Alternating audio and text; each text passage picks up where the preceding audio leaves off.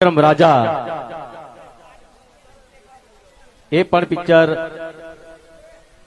સરસ રીતે બની રહ્યું છે અને એના ડાયરેક્ટર ખેડૂત પિક્ચરના ડાયરેક્ટર હતા અમારા જીતુભાઈ પંડ્યા, કોમેડી કિંગ.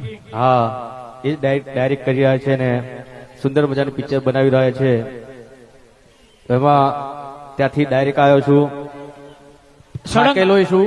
સળંગ 35 આજે 35મો દિવસ છે ને પૂરો શૂટિંગ નો. હા, સળંગ 35મો દિવસ અને રાતના 2 વાગ્યા 3 વાગ્યા સુધી શૂટિંગ ચાલુ થાય અને પાછું શૂટિંગ ચાલુ થાય સવારે 8 વાગે અને પૂરું થાય રાતના 3-4 વાગે. એમાં પાછું વચ્ચે વચ્ચે પાછું હાજરી આપવાનું ભોળાના ભગવાનના પિક્ચરમાં.